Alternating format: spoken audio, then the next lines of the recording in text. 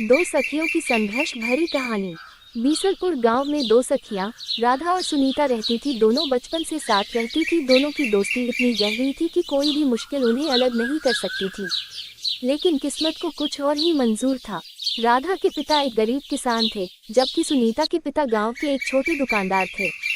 दोनों के घरों की आर्थिक स्थिति बहुत अच्छी नहीं थी, लेकिन उनके सपने बड़े थे। राधा डॉक्टर बनना चाहती थी और सुनीता एक शिक्षक बनने का सपना देखती थी। गांव में लड़कियों की पढ़ाई को ज्यादा महत्व नहीं दिया जाता था।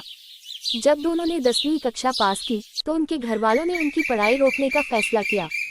राधा के पिता का कहना था कि खेती में मदद करना जरूरी है, जबकि सुनीता के पिता ने उसकी शादी तय कर दी। दोनों सहेलियों के लिए यह बहुत बड़ा झटका था, लेकिन उन्होंने हार नहीं मानी।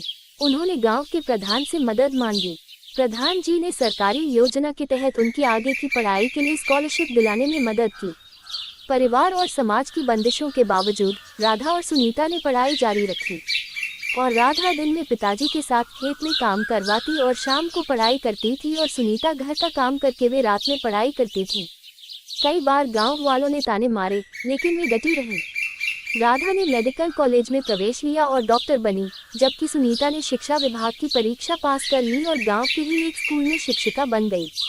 अब वही लोग जो उन्हें ताने मारते थे, उनकी प्रशंसा करने लगे।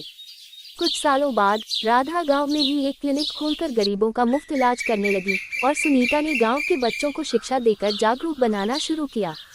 उन्होंने साबित कर दिया कि अगर इरादे मजबूत हों तो कोई भी कठिनाई रास्ता नहीं रोक सकती। दोनों सखियों की यह कहानी न केवल संघर्ष और मेहनत की मिसाल है, बल्कि यह भी दिखाती है कि सच्ची दोस्ती हर मुश्किल में साथ निभाती है।